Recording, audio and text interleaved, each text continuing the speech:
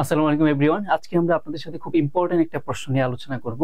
যে কোশ্চেনটা 41 বিসিএস এর ছিল, 6 সেন্টিমিটার ব্যাসার্ধ বিশিষ্ট বৃত্তের অন্তঃস্থ একটি সমবাহু ত্রিভুজের ক্ষেত্রফল কত। সাপোজ এই হচ্ছে আমাদের একটি বৃত্ত।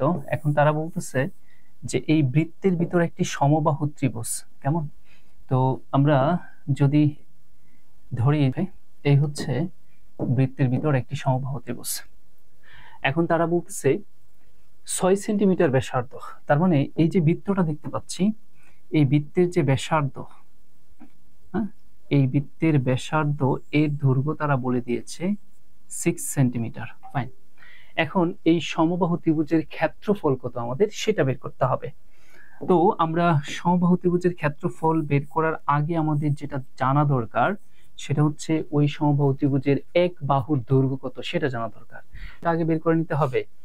এই এ এর মান আগে বের করে নিতে হবে। আর সেই এর মান আমরা কোথায় পাবো? তো আমরা জানি বৃত্তের ভিতর যদি সমবাহু ত্রিভুজ অঙ্কন করা হয় তাহলে ওই বৃত্তের ব্যাসার্ধ সমান a/√3 হয়। এটা সূত্র, হ্যাঁ, এটা প্রমাণ তো আর এখানে আমাদের অল্প সময়ের মধ্যে দেখানো সম্ভব না, বা সেটা আপনার প্রয়োজনও নেই। তো এই ইকুয়েশন থেকে আমরা এই সমবাহু ত্রিভুজ, দ্যাট মিন্স এক বাহুর মানটা বের করতে পারবো। কেমন করে? আমরা আর এর মান এখানে বসিয়ে দিই, কত? 6। তাহলে a/√3, এইটা যদি আমরা ক্যালকুলেশন করি তাহলে a সমান আমরা পাই হচ্ছে 6√3। Yes, fine. আমরা এক বাহুর দৈর্ঘ্য পেয়ে গেছি। কেমন? এখন আমরা জাস্ট এখানে মানটা বসিয়ে দিই।